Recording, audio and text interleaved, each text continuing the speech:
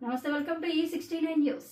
గురువు కేవలం పాఠాలు బోధించే వ్యక్తి మాత్రమే కాదు, విద్యార్థి వ్యక్తిత్వాన్ని తీర్చిదిద్దే శిల్పి, సమాజానికి ఆదర్శ పౌరులకు అందించే మార్గదర్శి.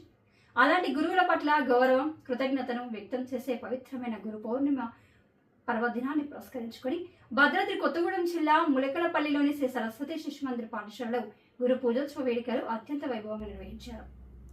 పాఠశాల కమిటీ సభ్యులు, విద్యాపీఠం ప్రాంత విభాగ్ శైక్షణిక్ ప్రముఖులు, ఆచార్యులు, విద్యార్థులు, తల్లిదండ్రులు పెద్ద సంఖ్యలో పాల్గొని కార్యక్రమాన్ని విజయవంతం చేశారు.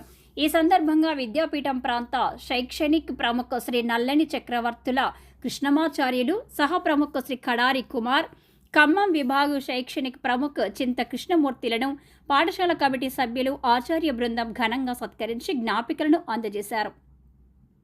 అనంతరం విద్యార్థులు తమ గురువులను పూలమాలలు, పుష్పగుచ్చాలతో సన్మానిస్తూ గురుభక్తిని చాటుకున్నారు. కార్యక్రమం అనంతరం అతిథులు పాఠశాలలో నిర్మాణంలో ఉన్న నూతన భవన పనులను పరిశీలించి నిర్మాణ పురోగతిపై ఆరా తీశారు.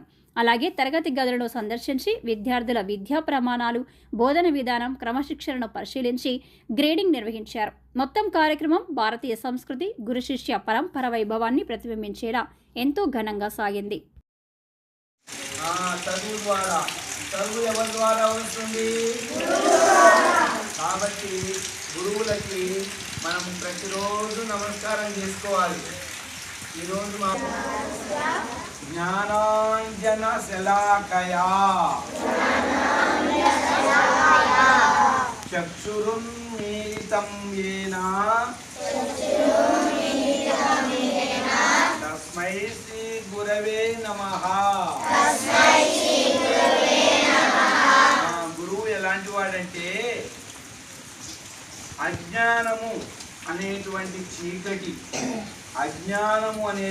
చీకటిని పారద్రోలి